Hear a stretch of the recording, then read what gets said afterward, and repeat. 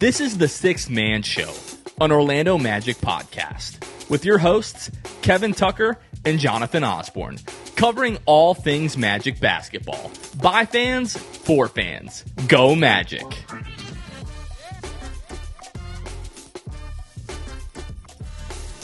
What's going on, Orlando Magic fans? You guys are back with the Sixth Man Show. Today is October 24th, 2024. Jonathan Osborne here, as always, joined by my co-host, Kevin Tucker. Kevin, why does it look so different around us now? It all looks different. Hey, new year, new us. No, just kidding. Yeah, definitely enjoying the new look. If you're watching this on YouTube, or even if you're tuning in on podcast, our little picture, our podcast cover is probably looking different for you. So what an exciting day. We roll out a new look. The Magic roll over the Miami Heat tonight, which was awesome. So yeah, it's been a good day, Jonathan. The way that you described it in the postgame live, that the Magic beat the brakes off of the Miami Heat, it just feels so good because it is true. Yeah, totally true. It was, especially, obviously we'll talk about that game here in a little bit.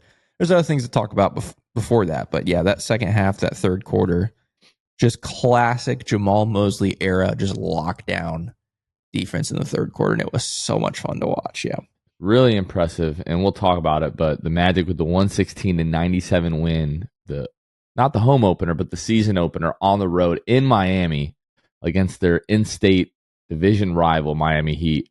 It really doesn't get much better than that. Last night, or as Kevin and I are recording this, it's 1:30 in the morning. Had the watch party. Ben filmed the Sixth Fan Show outside of the watch party, so I stayed for that. And then I live on the west coast of Florida. This watch party was like 20 minutes east of Orlando. So it was on the other side of Orlando for me. So it was a full 2-hour drive home. But yeah, we're here recording. A lot to talk about, but you can see the new branding, which we'll talk about more in a few minutes here. But yeah, we started the day by unveiling the branding, posting the hype video that Manny has been working on the last couple of weeks, which he just every year it just feels like we release one of those at the beginning of each season, and especially the last couple of years, it's just getting better and better. That just sort of set the tone for the day for me, and then seeing everyone's reactions to the new logo and the new branding was really fun. But like I said, we filmed the Sixth Fan Show. So if you haven't watched that already and you want to see Magic fans react after the big win over the Miami Heat, go over to our YouTube channel and be sure to check that out. You still have time to enter our Patreon giveaway that we announced on the last episode. We're going to announce the winner of that on the Monday episode. So you basically still have Thursday, Friday, Saturday, and Sunday, most of Sunday, because we're going to record that episode Sunday night. So by the time that we start recording that Sunday night, usually we start recording around 7:30, 8 o'clock. So want to get those in. But basically, we're giving away an autographed Paolo Banchero statement edition jersey, where he's signed it on the back and he's written the Roy, ROY 23 inscription on the back for him winning Rookie of the Year. So we're giving those away to Hall of Fame and Elite tier patrons. If you are an existing patron of a week ago, you already have 2 automatic entries. And then our new Hall of Fame and Elite tier patrons will get 1 entry once you join in between now and when we run that giveaway. So the rebrand, all that stuff that we're going to talk about, when we talk about patrons supporting the show and helping make everything possible, this is what we're talking about, and this is just a way that we can thank you all for the support that you continue to give us, especially over the course of the last couple of years. Now, Kevin, last episode, we spent a good amount of time talking about whether or not Jalen Suggs' contract was going to get done before Monday, 6 o'clock Eastern time, the deadline there. And we were kind of up in the air. We kind of felt okay, but we're getting a little bit nervous. And what time did that news break on Monday? It was 4:30, 4:50 maybe, something like that. Yeah, less than an hour and a half to go before that, and it was okay, is it going to get done? You saw other guys around the league getting deals. Jalen Green, Jalen Johnson, amongst some of the people that were signed to extensions. I was okay, when is it going to be Jalen Suggs' turn? Jalen Suggs with the 5-year, $150.5 million extension from the Orlando Magic. Just a bit over that $30 million mark that we talked about. But I was just so excited to see that news come across, the fact that it had gotten done, that it was really in the ballpark that we anticipated, just a touch over. I'm not going to, get too crazy, especially when we start to talk about the details of this contract, Kevin. But I know you were super pumped, just like I was when that news came across. Yeah, I mean, it's awesome for him, a guy that has worked so hard to get to this point. I mean, if you're a newer fan, maybe the last couple of years, and you weren't there for Jalen's rookie season, especially, it wasn't great. Like, it was a tough season for him, and a lot of Magic fans were starting to wonder if he was, maybe even the right selection at number 5. And has ended up becoming a very good 2021 draft. But he kept working. He didn't give up. He worked his tail off, and he believed in himself, believed in the process, believed in the people that were around him in the organization. So all that to say, working his way to where he is now a super reliable 3-point shooter, which he had essentially the dagger tonight, which was crazy to pull up from the Pat Riley logo on Pat Riley night. Anyway, very reliable from 3, and obviously one of the best defenders at the guard position in the entire league already. So very happy for him, obviously, and more than anything, just the money is one thing, but the length is another thing. Like, knowing that we've got him locked up for 5 years, and that he's going to stay in Orlando, a place that he's says he loves so much. It's just really cool, and I'm definitely excited for that. Yeah, so he's still under contract. Really, that doesn't kick in until next year, like the extension when that starts. And talking about some of these details, at first it's like we hear that it's fully guaranteed, like that's awesome or whatever, like $30.5 million. That's a lot of money. But the way that the Magic were able to structure this is that it is declining year over year. So it's going to be $35 million that Jalen will be paid next year when that extension kicks in. The year after that, it goes to 32.4. 2027, 2028, it goes down to 29.6. Following season, it goes to 26.8. And then in the final year of that contract, in Jalen Suggs' age 28 season, Jalen is going to be paid $26.7 million. If he continues on any type of reasonable trajectory similar to what he is on now, that is going to be one of the best values in the league when Jalen is 28 years old, being paid $26.7 million. That's prime era, right? Like, that is when these days NBA players are in their prime, 26, 27, 28, sometimes 29, 30. But that is Jalen Suggs in his prime getting paid $26 million, which is obviously a lot of money. I'd love to be paid $26 million. But in the scheme of the NBA salary cap, what it projects to be by then, some people say that could be as little as 10% of the salary cap by then. You're talking about paying Jalen Suggs 10% of your cap. I mean, that's next to nothing. It could be more like 15, but regardless, it's a great deal. And yeah, to get another descending deal is just crazy. But on the flip side, it also shows, it's a two-way street. Like, it also shows that Jalen is willing to, kind of go with this creative structure because he knows it's going to help the team in the long run. He knows why that flexibility is important, and so glad Welton was able to do it. Obviously, really grateful that Jalen agreed to it. But yeah, it's pretty cool. So we were looking at the Spot Track, right? Like, if you're not familiar with Spot Track, in my opinion, Spot Track is like the premier resource for looking at contract details around the league. And other leagues too, by the way. Like, not just NBA. They do like NFL and all kinds of good stuff. Yeah, 100%. So what was that? Tuesday night when we were on our Patreon Zoom and we were talking about the contract details with that group, I had pulled that up. And Spot Track was showing that there was a club option on the 2029-2030 season. When you look at it now, based off of, like, they have, basically like a color legend, right? Where like purple is like an estimate where they're kind of assuming this is what a player is going to get paid. And then they highlight club options in red. When I looked at this Tuesday night, that final year was a club option in red. It is not at this time.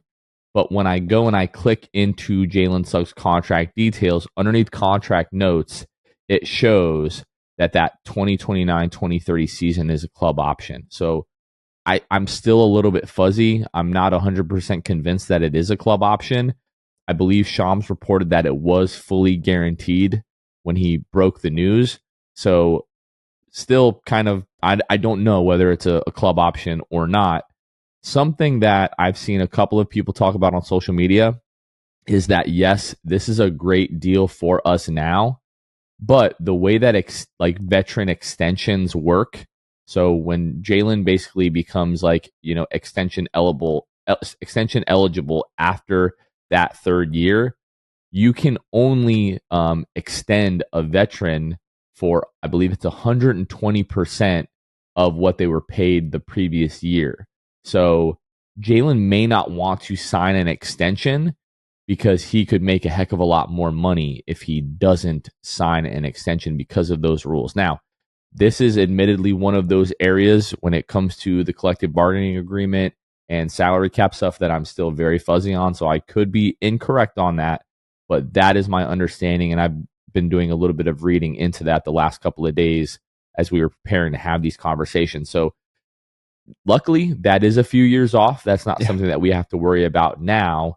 But yes, this is a genius way for them to structure this deal at this point to help ensure that we have long-term financial flexibility.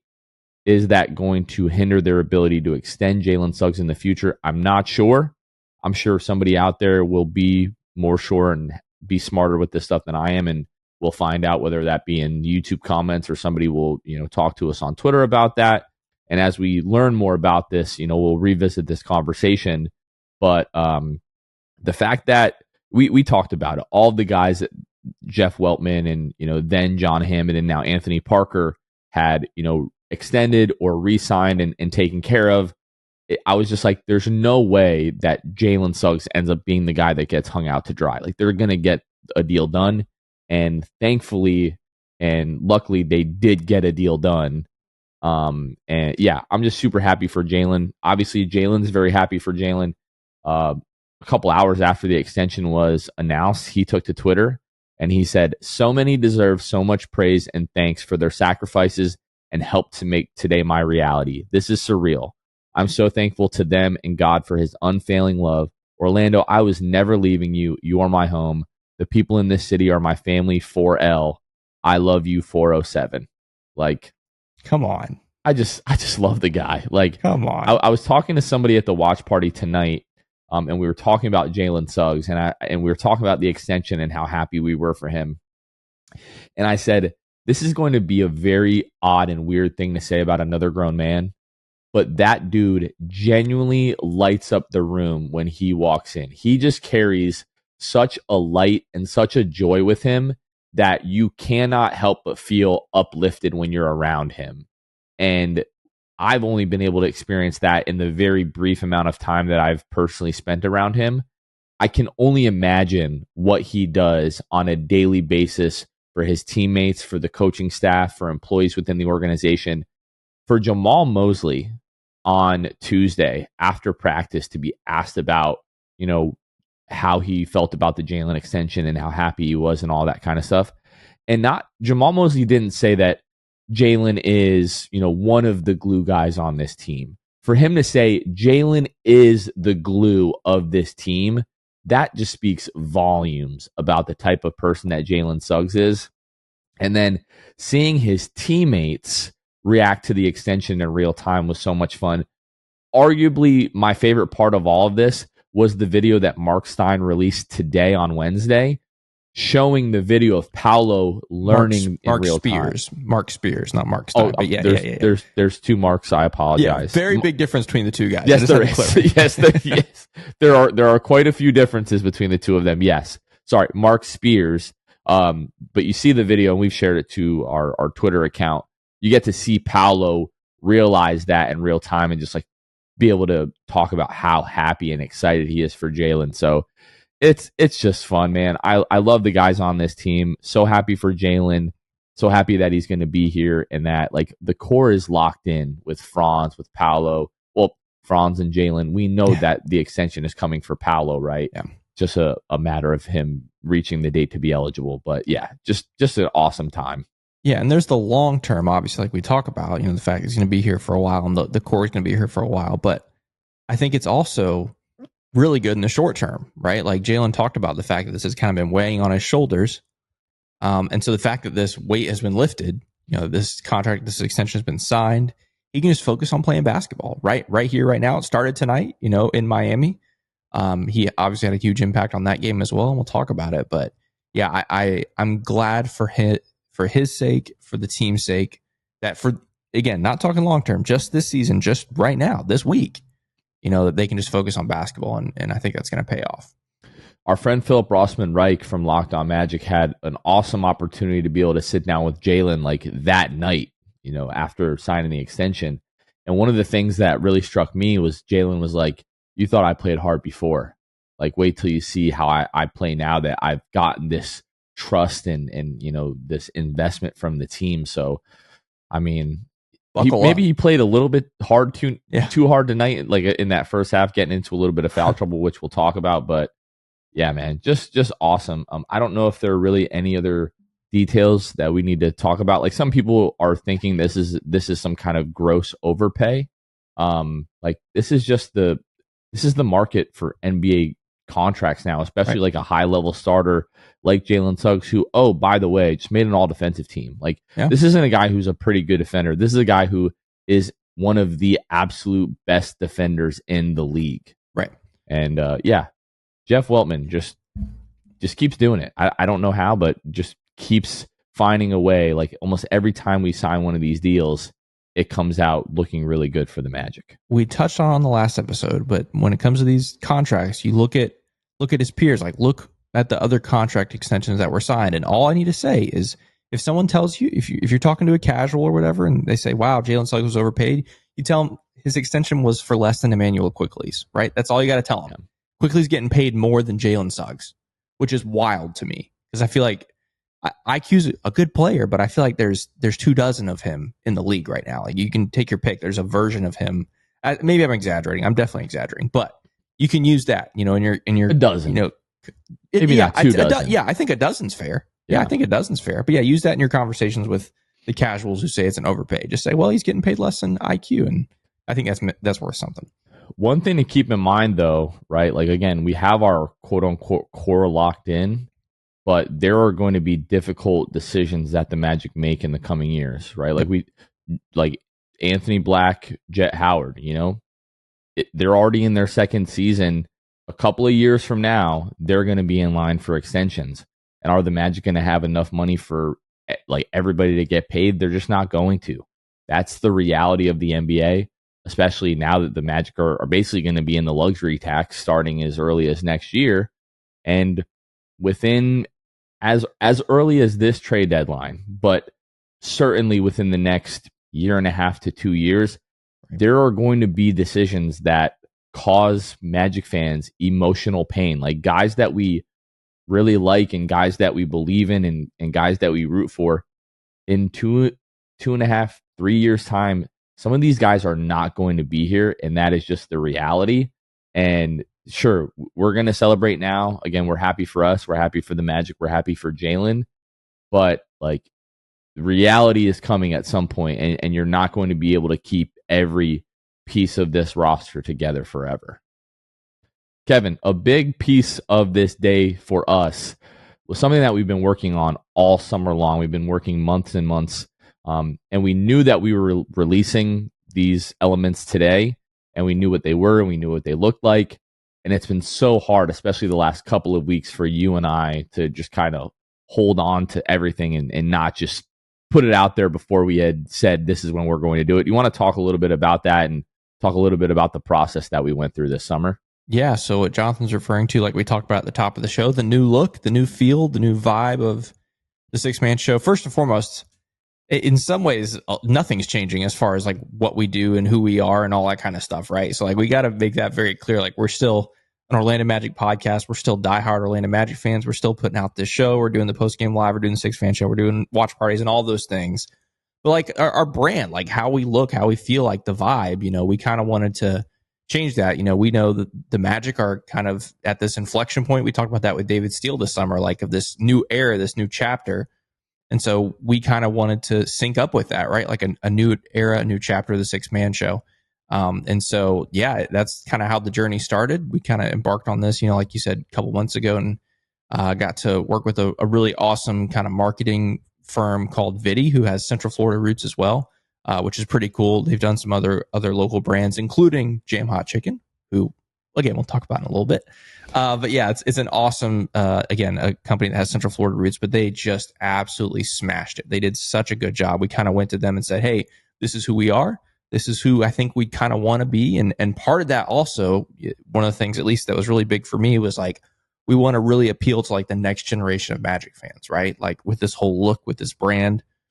Jonathan and I, we're getting old, right? We're in our 30s now, right? You're 30. Let's relax, man. Yeah, okay, that's what I thought. Come on, let's relax. Yeah. So, but what I think about is young me. Like I fell in love with the Orlando Magic as middle schooler and high schooler, right? And there's kind of been this lost generation of Magic fans, like over the last decade, where we haven't been good, basically. So now that the team is getting good, I know that younger generation is going to fall in line and start loving, Magic basketball just like I did. And so for them to find the Six Man Show and like look at us and be like, hey, that's a cool look. Let me check out this thing, and then eventually join up with other Magic fans. So that's kind of like the long story short of it. But again, it's been quite a process, but we're super happy with it and excited for the future.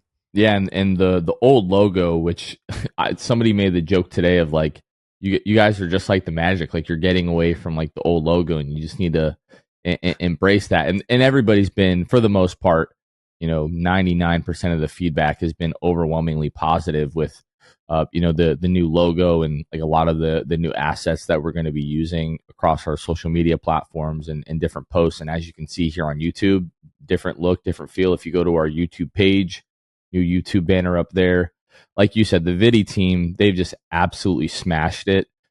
They took like such a vague concept that we gave them, and they did their due diligence with us, a couple of, spent hours, talking with this team. And then for them to come back and just really just get right to the heart of what it is that we do and what our essence is and what we believe in. Like we could not have found a better match when it came to this project. And a big thing for Kevin and myself is like the old logo was awesome, right? Like obviously it was, like harkening back to the old logo and past eras of Magic basketball, and we wanted you to be able to look at that old logo and be like, oh, that has something to do with the Magic, right? But the old logo just had so much to do with the show, and like the brand isn't just the show, and that's something that we've been realizing in the past few months.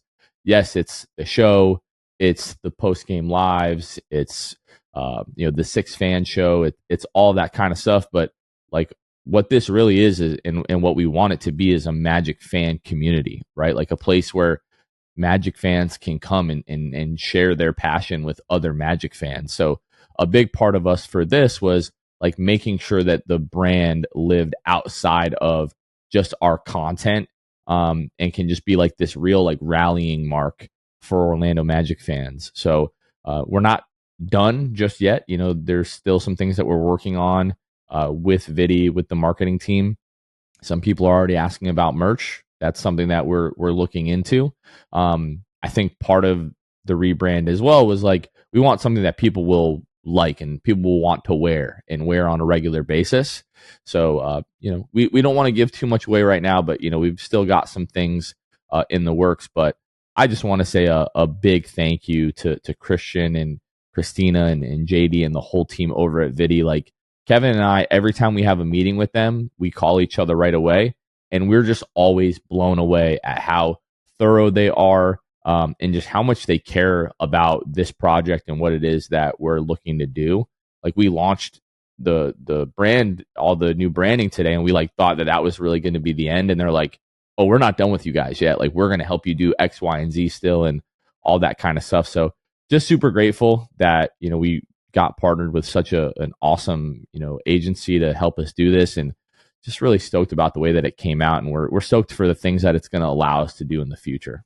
And there's some really big Magic fans on their team, by the way. Just correct. Saying. So yeah, definitely glad we could partner with them. It's always good to partner with fellow Magic fans. But yeah, again, excited for what's to come. Still got some more things coming, but yeah, it'll be cool. All right. We've been putting this off for long enough. We're going to talk about what happened tonight. So, first of all, just want to talk about the watch party for a moment. You know, it seems like every year that we've been doing these watch parties, they just keep getting better and bigger.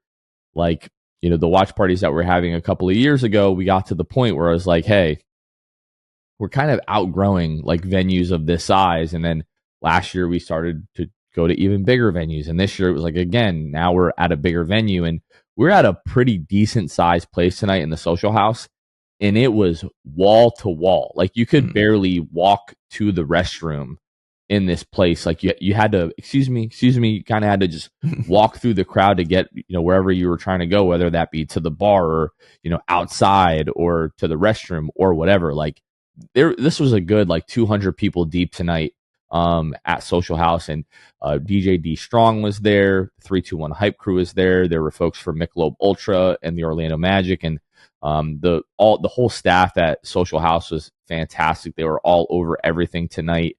The beer was cold, from what I understand. The other drinks were good. I heard the food was fantastic. Really cool environment over there. And it's just awesome to see how excited the city is about the team. You know, it's the first game of the year. And people are pumped. So the watch party was awesome. Really appreciate anybody and everybody that came out to that. You know, meeting people that we've talked to online for a while, or just seeing old familiar faces and seeing friends that we haven't seen since the playoffs last year. That was great. And it helps that the game was awesome. We joked about this on the last couple of pods that like, hey, at these watch parties, we kind of have a pretty good record at these things. I think we've won like 7 or 8 of the last 10 watch parties, you know, outside of the playoffs, obviously, you know, right. That series was a little bit different. All of the watch parties were the road games and we lost all those. But yeah, exactly. But regular season watch parties over the course of the last few seasons, we've been doing really, really well at those. So just to talk about our next watch party, just to plug this really quickly, we got a quick turnaround. Next Friday, November the 1st, the Magic are playing the Cleveland Cavaliers on national TV. Obviously, that is a rematch of last May's playoff series.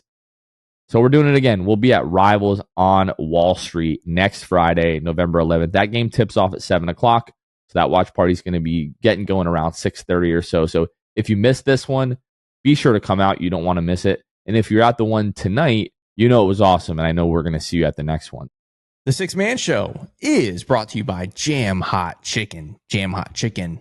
You know they're bringing Jam's culture and hot chicken to the heart of Winter Park. We love Jam Hot Chicken, not just because they have great food, like literally the best chicken in Central Florida, but because they are diehard Orlando Magic fans. Andrew, who's the owner of Jam Hot Chicken, is one of the biggest Magic fans out there. He loves his team. He loves the Magic fan community, which means he loves you.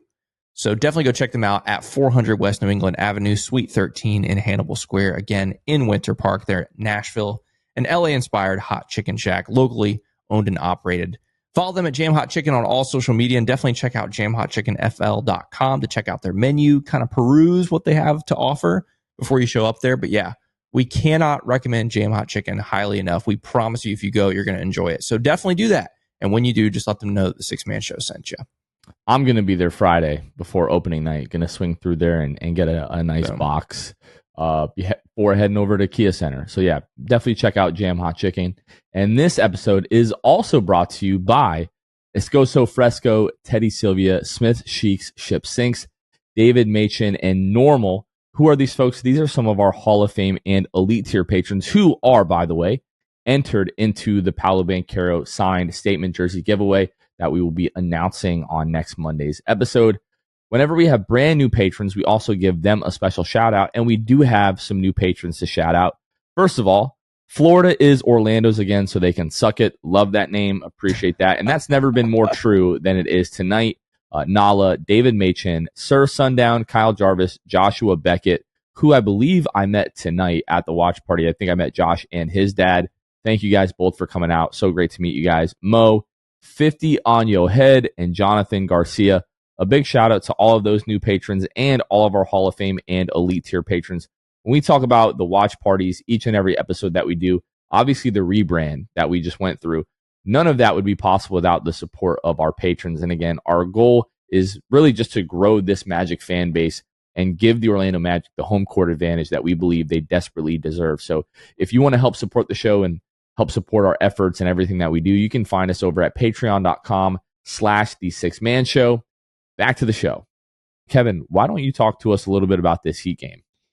Yeah, so first off, just a little bit of a clunky start to this game. I don't actually mean the game. I mean just the whole night, because first off, if you watch some of the pregame show on newly named FanDuel Sports Florida, how was the music? I didn't hear. I wasn't able to hear it. Everything I heard was the same. I didn't get to watch the pregame show, but everything I heard, nothing was different except for the name. But yeah, but okay. Here's part of the technical difficulties. Well, part of the issue was technical difficulties. So the beginning of the pregame show wasn't there. I watch on League Pass because I'm out of the Orlando market. I wasn't able to watch usually you couldn't watch any of the pregame show until like 10 minutes before, because League Pass had their own issues. I don't know what was going on there. And then it's opening night for the Heat, which means that they're going to do the extra long player intros. So all of this meant like just everything got dragged out forever before the game even started. So the game starts, and it's, a bit of a feeling out process, right? Not just for the teams against each other, but for the teams that are playing, right? Especially for the Magic, you had 3 preseason games and only one of them at home, and just a bit of a mess. So a little bit of sloppy beginning of this game in the first quarter, but it's tight the whole time, all the way up until the end of the first half, where the Magic needed a 6-0 run to end up being up 4 at the end of the first half, 54-50. There were some interesting things in that first half, though. First and foremost, we realized that, Paolo's still good, still a good basketball player. He had 18 points, 8 boards in the first half. But Gary Harris is the one who kept us in this game, went 5 of 6 from 3, 15 points in the first half. Again, 4-point lead at the half, all because of Gary Harris. The other big story, which we can talk about in a little bit more in detail, but Franz hit his first 3 of this 24-25 campaign in that first half. So that was huge that he finally got off the mark there. But the thing that kept Miami in it was the whistles. Like the refs were calling everything in that first half. Miami ends up with 21 free throws in the first half. 21 free throws in the first half. So again, it was a bit of an offensive mess in that first half, all things considered, but 4-point lead for the Magic. And at halftime, I don't know about you, Jonathan. I don't know how the vibes were at half there at the Social House, but I was like, okay, first game of the year, this stuff happens. It's going to be a little bit of a mess. We got a battle on our hands. It's a tight game. Neither team's playing particularly well. Miami, in the first half, Jimmy Butler and Bam did nothing. And so you're like, well, Bam and Jimmy, they're going to do something. They're going to do something in the second half. So you got to watch out for them, but I was just expecting, a little bit of a fight in the second half. What were the vibes, before we talk about the second half, what were the vibes at Social House at the half? Like, how are things feeling there? Yeah, it definitely was a little bit frustrating because, like you mentioned, 21 free throws in the first half for the Heat. Like, that's what you would expect basically over the course of an entire game. And it felt like if the Magic, the Magic were committing, some fouls, but it also felt like, Miami was getting a favorable whistle at home first game of the season. And it was like, okay, well, they're not going to shoot another 21 free throws in the first half. If you could get that under control, then you'd be doing okay. Going into halftime, I was still a little bit concerned about Franz. He did have 1 of 2 from 3, but he was 3 of 7 from the floor, only had 7 points. And then outside of, like you mentioned, Paolo, who, Paolo, this was like the epitome of like volume Paolo in the first half. It was 18 points on 18 shots. And then Gary Harris, to me, like you mentioned, that was the biggest thing. 15 points, 5 of 6 from behind the arc. If it wasn't for Gary in that first half, like the Magic may have been down like double digits going into the half. But that was pretty much it for me, is like the Magic looked a little bit sloppy offensively. And if they could shore that up, I think we didn't know that it was going to be a dogfight because it didn't end up being a dogfight, especially in that second half. Yeah. I was about to make a joke that I shouldn't have made, so I'm not going to make it. But good. In the second half, like the Magic just, like Dan Savage, who I think does a fantastic job. He asked Paolo in the post game like press conference, like, what was it like to just put your foot on their throats? And I was like, Dan, wow. I was like, but that's exactly what they did. He is in fact a literal savage. So, but no, I mean, to me, the biggest thing in that first half was the whistle that Miami got.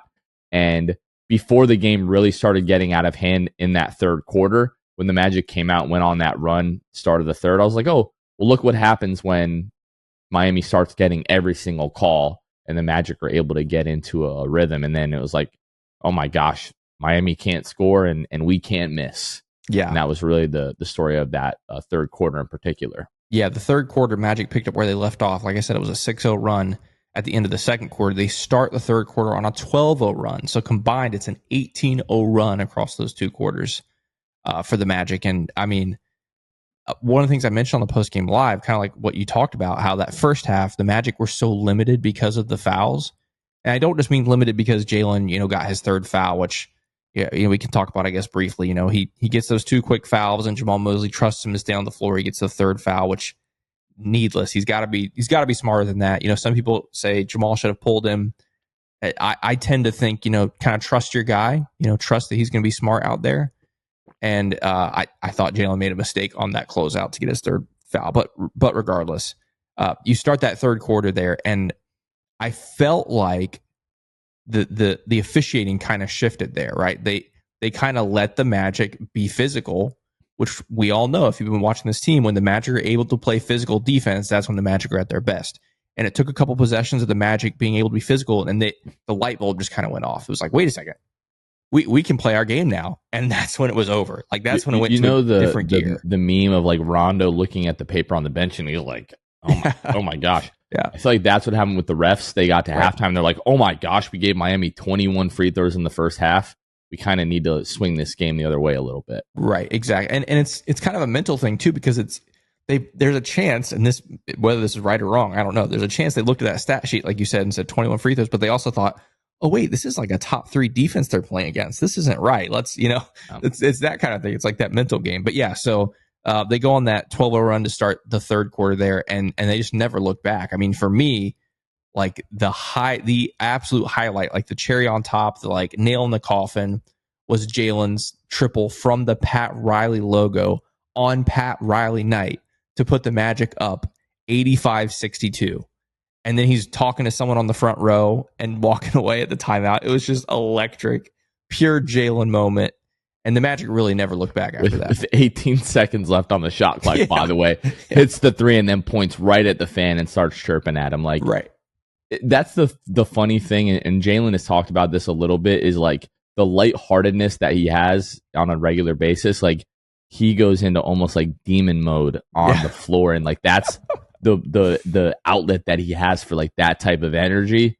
And I'm just always here for it, when it comes to Jalen and getting into it with fans. Like, you remember the game a few years ago in Chicago at home, the Magic City game and everything like that for him. So that was just a ton of fun. But like, when we say they put their foot on their throats in the third quarter, the Magic outscore them 39-18. They shoot 66% from the floor, 50% from behind the arc, 7 of 8 from the free throw line. Miami, 5 of 19, good for 26% in that third quarter. Like, legitimately couldn't even get into their offense. And like, we've seen this at multiple times, against Philadelphia, last Friday, the last preseason game, but especially like just at the point of attack in this game. It's like, oh, you get past Jalen Suggs, well, guess what? You're lucky enough to get Kentavious Caldwell-Pope. And it just seems like those guys are going to really figure it out. And if those guys can just play off of each other and that energy of like, we're not going to let anybody get past us, I almost feel sorry for other teams, but I'm happy for us. Yeah, there's a couple stats that like really stand out to me over the course of this game. First one is that's Paolo. So Paolo's stat line is crazy on the whole, and we'll talk about the whole thing in a second. But Paolo was a plus 42 on the night, plus 42 in 31 minutes of basketball against the Miami Heat, against Eric Spoelstra, against Jimmy Butler, plus 42, Jonathan. He was a plus 33 in the second half in 13 minutes. Oh my gosh, I didn't know that. Yeah. That's crazy. We talk about 18 points on 18 shots in the first half. In the second half, it was 15 points on 6 shots. 83% from the floor, 2 of 2 from behind the arc, 3 of 4 from the free throw line, 3 rebounds, 2 assists, and a block. Wow. And I mean, the majority of that came in that third quarter. It was 12 points in 9.5 minutes in that third. Right. There's 2 other quirky stats that stick out to me. First, Jimmy Butler and Bam Adebayo, who I mentioned, at half, I was like, those guys are gonna show up for the game. Jimmy Butler ends up 3 points, 1 of 8 from the field. He made 1 field goal on the night. Bam Adebayo, 9 points, 1 of 5 from the field, 1 field goal. The Orlando Magic held Jimmy Butler and Bam Adebayo to a combined 2 field goals, a combined 12 points. It's a mixture, I think, of good defense, but also I think psychologically, like those dudes weren't even in it. Like it didn't even feel like they tried. Like it was weird, at least to me from the outside looking in, it was weird. And then the very last quirky stat of the night for me, Jonathan, and this is my favorite one of all. The Orlando Magic scored their last points with 6 minutes and 15 seconds left in this game and still won the game by 19. Like Paolo hits a triple, 6:15 left. Shortly thereafter, they pull all the starters, and the guys that came in the game, the third stringers, couldn't score. They literally didn't score, and the Magic still won by 19. Like, just a dominant performance, and definitely one of the best season openers, at least most fun season openers we've had, at least in recent memory. It was really fun. Yeah, Ben was talking about that right after the final minutes of the game when we knew it was over, right? He was asking, like, is this the best season opener that we've had? It's probably the best season opener that I can remember. Like last year, obviously, you destroyed the Houston Rockets at home, but to be in Miami on the Pat Riley court dedication night, and not only to beat the Heat, but to borderline, I mean, Bam Adebayo after the game said it was an embarrassing loss. So to embarrass them on their home floor, and like we're talking about a team in the Miami Heat last year that were 5th in defensive rating. Right. So for the Magic to score the way that they did, especially in that second half, and not only the way that they scored, but in this game, 41 field goals made for the Magic, 28 assists to just 11 turnovers. The way that they took care of the ball against this Miami team was really impressive. All last year, like a lot of the losses came down to taking care of the ball and making your free throws. 16 of 22 from the free throw line tonight. Could have been a little bit better, but if you're only turning the ball over 11 times and you're converting 28 assists on 41 field goals made, like you are taking care of the basketball, you are sharing the basketball.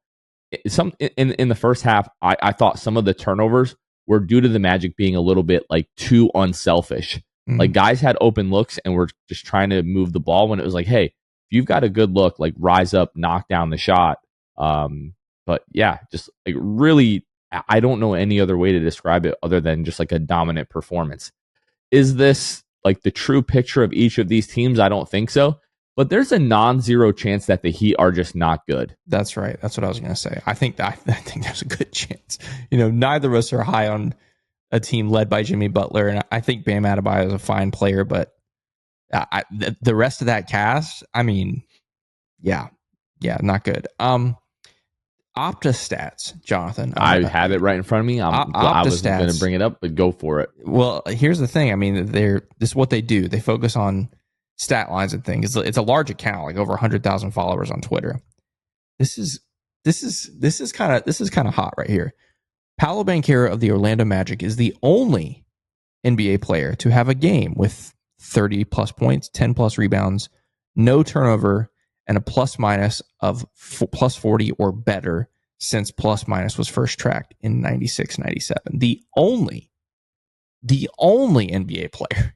And if you think about the teams, the players that have gone through, notice there's no assist mark in that stat line. This isn't talking about ball handlers or guards or anything like that. This includes big men like Tim Duncan, like Kevin Garnett, like Shaquille O'Neal, fill in the blank, whoever you want. No one has had 30, 10, no turnovers, and a plus minus of plus 40 or better in the history of this stat, which is wild. Again, folks, I just got to say, he's 21. 21 years old, and he did something tonight that no one has ever done. 21. He's the best player in Florida. Like Bam and Jimmy, you can't argue that. Like he's the best player in Florida. I don't know, man. We're the best team in Florida. There was a moment in between the third and fourth quarter where I went up to DJ D Strong and I was like, "Hey, can I get the mic for a second? I want to say something." Because like with 6 minutes left in the third, like I was like, "This game's over. Like the Magic are going to put this game away, right?" So I went and I got the mic and I was like, "Who runs Florida?" And everybody's going, "We do," and they're going crazy. And as I'm walking back to where I was with, Ben and Matt and some of the other guys that we were with, this Heat fan stops me and he's like, "Dude, really? You guys run Florida? We've got 12 division titles." And I said, "Brother, that's the past. At this point, that's all you've got to hold on to. So you enjoy it and you have a good night." And I shook his hand and I walked away. You can't spell Florida without the O, baby. And right now, the Florida basketball runs through Orlando. Like we're the best team in Florida. Paolo, you said it on the postgame live. He's the best player in Florida. He's the best player in the Southeast Conference. There's a non-zero chance that Paolo Banchero ends this season as one of the best 10 or 12 players in the league. He just looks so much better, so much more in control. Like especially in that second half, just getting everything that he wants, knocking down shots. Like was 4 of 8 from behind the arc tonight. Can we talk about Franz? I feel like we've talked a ton about Paolo. We've talked a ton about Franz in like a negative light throughout not only just preseason, but the summer in general, like starting with game 7, right? Like the poor performance that he had and then not really shooting the ball that well. And we were both reasonably concerned going into this game. Franz, 3 of 6 from behind the arc, 23 points, 62.5% from the floor. After not really starting the game all that well, but again, he had a big second half like Paolo did. Paolo and Franz combined for 56 points, 15 rebounds, 7 assists, 3 steals, 2 blocks, shot 22 of 40 from the floor, and 7 of 14 from behind the arc. And no turnovers. And not a single turnover. Like, I would not be surprised if like Josh Cohen or somebody like that like researches the last time that a Magic duo put up a stat line with that as efficient as it was without turning the ball over a single time. Or any duo. Honestly, doing those numbers with no turnovers, you're right. Someone's going to look it up, and I'd be surprised when the last duo to do something like that was. Like that's and crazy. We're talking about guys who Paolo posted a 34.2% usage rate in this game, and Franz posted a 28.6% usage rate. These are 2 guys that had the ball in their hands an absolute freaking ton in this game and didn't commit a single turnover. Like that is so huge. As much as we can talk about decision making and everything like that, like the turnover problems are going to start and stop on this team with Paolo and Franz. If those guys take care of the ball, odds are we're going to have low turnover nights. Yeah, for sure. Other thing I have from this game is you said, can't spell Florida without the O. You can't spell Pat Riley without an L. So to be able to do that, especially because we did that with the Chris Bosh night, which was the last time we won in Miami, by the way. Right. We have not won in Miami since that game with the Chris Bosh retirement ceremony. And then the next time that we win, it's spoiling Pat Riley's dedication. So the Heat with these like long halftime things, like just stop it. You're hurting yourselves. Like, and plus it's just annoying. Or continue if we're there. I don't care, but it is kind of annoying. Like, but regardless, I'll take it. The fact that we could spoil Chris Bosh's night, we could spoil Pat Riley's night. We could do. I mean, it's pretty cool, and not just spoil, like you said, embarrass them. Like honestly, knee jerk reaction. Like if I'm a Heat fan, I'm angry. Yeah. Like whatever that Heat culture crap is, like there was so little like heart and effort and energy out there tonight. I was really surprised. Like it felt like once we talked about that switch was turned in the third quarter, they just gave up, even though the game was still within reach up until late in the third, early in the fourth. I was just really surprised. Not mad. I'm not mad at it. Very surprised. And the very last thing I have about this game, Jonathan, big shout out to the Magic fans that were there. Dude, it was unfreaking real. How cool was that? Like shout out. How does it feel? Yeah. How does it feel, Miami? Yeah, absolutely. Like it was so cool to hear in the third quarter once the tide started changing. You could hear off in the distance, let's go Magic chants. Later in the game, we heard play the song chants, which is wild. And then I saw, and mind you, our fans did that with a fraction of the amount of Heat fans that would be in Amway and in Kia. Right. Let's go Heat, those chants. There was a fraction of the amount of Magic fans in that building that like took over the arena. Right. It was awesome. And then seeing Paolo when he did his walk-off interview and then went down the tunnel, just seeing all the Magic fans that were there, So if you're listening to this, watching this, and that was you, like, kudos to you for bringing the energy, bringing the noise. Like, you did us all super proud. And that's kind of weird to say, like, you don't need to make us proud, but just like watching that and listening to that, I was like, man, if we could all be there, that's what we want to do. And so, yeah, kudos to any of you that were there. That's really cool. I want to give another shout out to Anthony Black, who stepped up in a big way, especially with Jalen's foul trouble. Yeah. Anthony Black tonight, 10 points, 6 rebounds, 4 assists, 0 turnovers, knocked down a big corner 3 as well. So props to him. And then something to keep an eye on, Jonathan Isaac in that second half. I forget who it was, but like barreled into Mo Wagner, and J.I. went up to sort of challenge the shot attempt. And he like came down and he was about to land on Mo Wagner and sort of like went into a split so that he didn't land on Mo, and then came down pretty hard. They ruled him out with a sore right hip, but it was like at that point the game was sort of over. So if there was like any sort of injury, it's like better to just hold out whoever it is for the rest of the game. He seemed like he was okay and like got up and was running, up and down the floor pretty well. But we'll have to keep an eye on that going into Friday. It would suck for any of these guys to miss any amount of time right now. But if there's any guy on the roster that you're going to be overly cautious with when it comes to stuff like this, it's going to be J.I., especially because of the fact that he had that, I forget if it was the abductor or the adductor tear that he had a couple of seasons ago, which isn't the hip. It's more of like the groin area. But when it comes to lower body stuff with Jonathan Isaac, you just want to have an overabundance of caution. So I hope he plays Friday. I hope it's not an issue, but that's just going to be something to keep an eye on there. I don't want to spend a ton of time talking about it. It's just one game. Cole Anthony was not great in this one. 0 of 7 from the floor.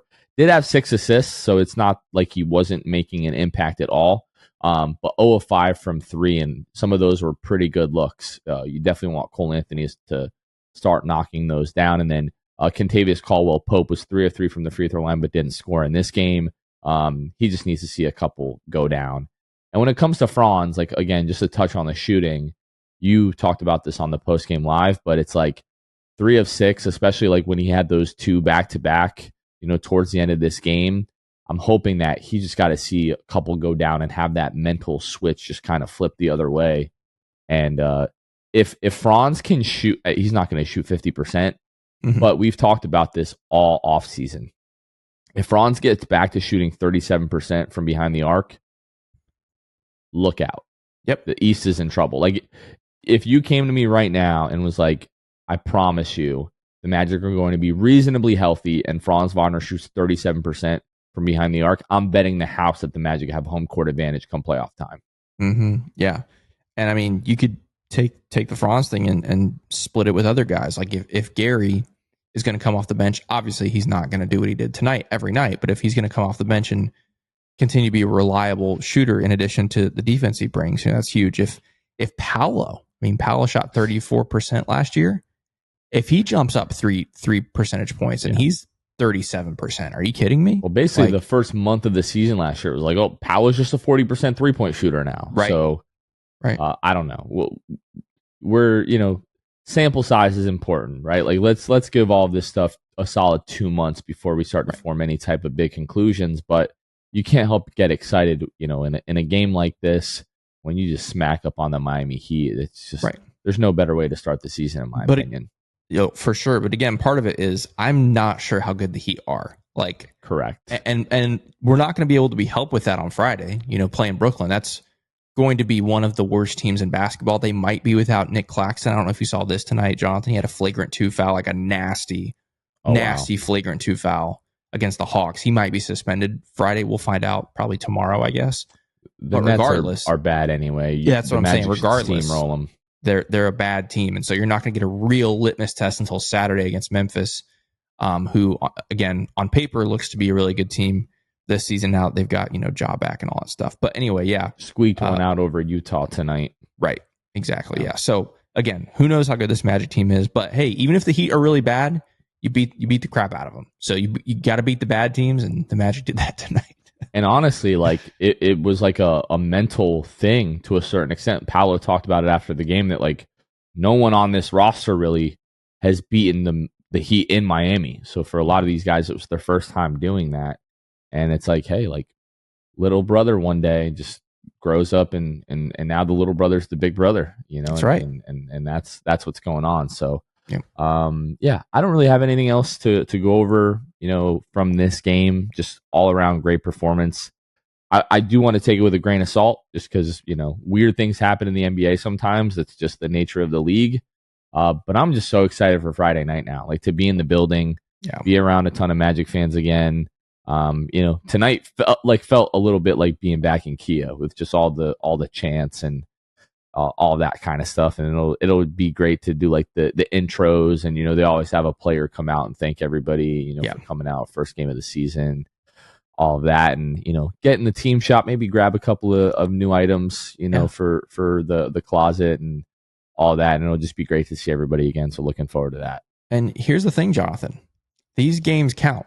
Like we're in the realm now where these games count. This game counts just as much as the last game of the regular season.